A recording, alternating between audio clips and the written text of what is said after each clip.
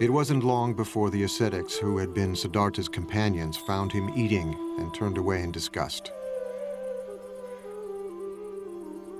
Siddhartha loves luxury, they said. He has forsaken his spiritual practice. He has become extravagant. But the man who will become the Buddha realizes that extreme deprivation isn't the way to go. We can live as normal human beings. We can eat and drink. And in fact, we kind of need to eat and drink and be normal human beings in order to break through, in order to attain the kind of realization that he was looking for.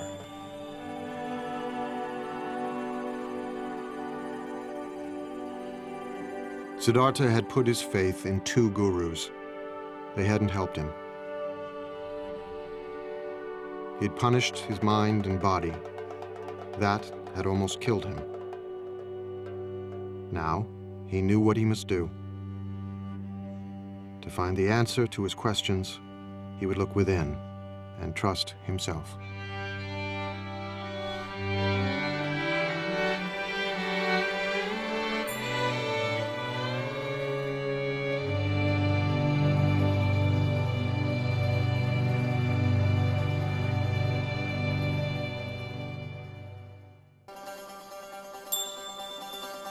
It was springtime.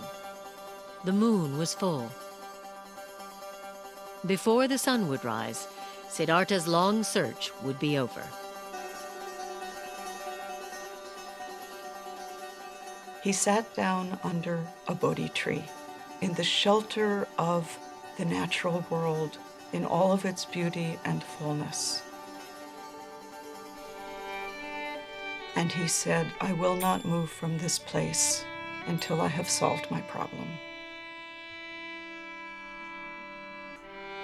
Let my skin and sinews and bones dry up, together with all the flesh and blood of my body," he said.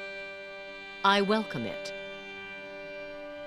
But I will not move from this spot until I have attained the supreme and final wisdom." All at once, Mara, Lord of Desire, rose to challenge him.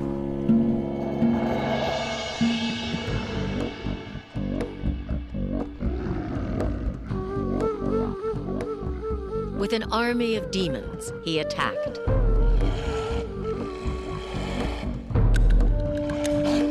Siddhartha did not move, and their weapons turned into flowers.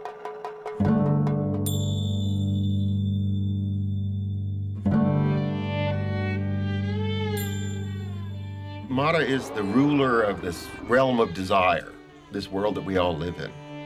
And what he's afraid Siddhartha is going to do when he attains enlightenment and becomes the Buddha is conquer that world. That is, he's going to do away with desire. He's going to wreck the whole game. Mara did not give up.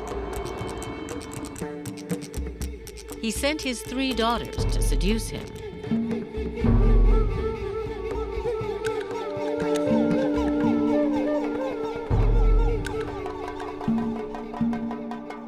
Siddhartha remained still. When he faces Mara, he faces himself and his own destructive capacity.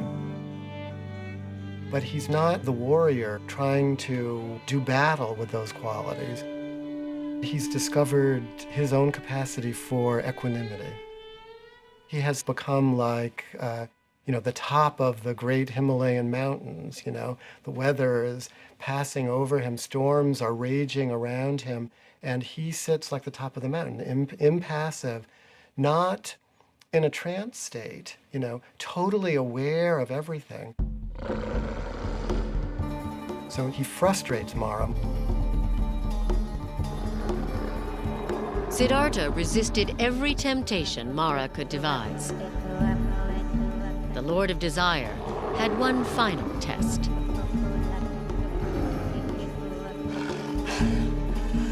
He demanded to know who would testify that Siddhartha was worthy of attaining ultimate wisdom, and his demon army rose up to support him.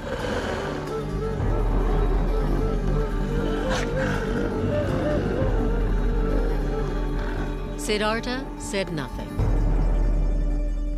He reached down and touched the ground, and the earth shuddered.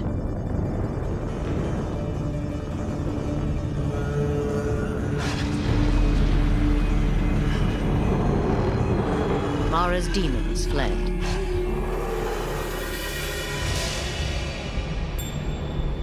The Buddha reaches down and with his finger touches the earth. He says, "The earth is my witness." He said, "Mara, you are not the earth. The earth is right here beneath my finger. And the earth is what we're talking about. Accepting the earth, not owning the earth, not possessing the earth, but the earth just as it is, abused and exploited and despised and rejected and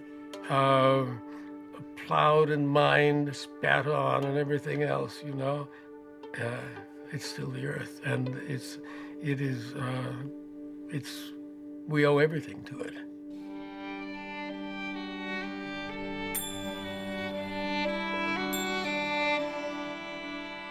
Siddhartha meditated throughout the night. And all his former lives passed before him.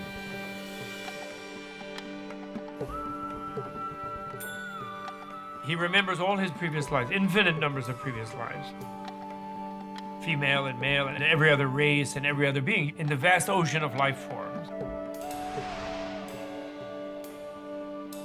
And he remembered that all viscerally, so that means his awareness expanded to be all, so that all the moments of the past were completely present to him. He gains the power to see the process of birth, death, and rebirth that all creatures go through. He's given this sort of cosmic vision of the workings of the entire universe.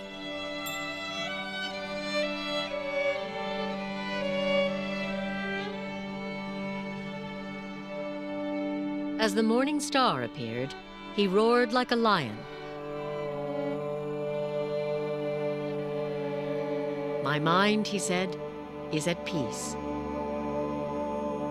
The heavens shook, and the Bodhi tree rained down flowers. He had become the awakened one, the Buddha.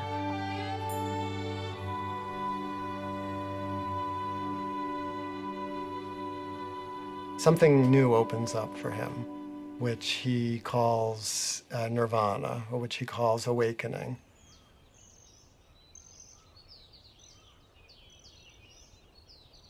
He said, "At this moment, all beings and I awaken together." So it was not just him, it was all the universe. He touched the earth, as earth is my witness. Seeing this morning star, all things and I awaken together. It's not like entering a new state, it's uncovering or surrendering to the reality that has always been there. He realized he'd always been in nirvana, that nirvana was always the case. Your reality itself is nirvana. It's the unreality, it's your ignorance that makes you think you're this self-centered, separate being trying to fight off an overwhelming universe and failing. You are that universe. You're already enlightened. He's saying the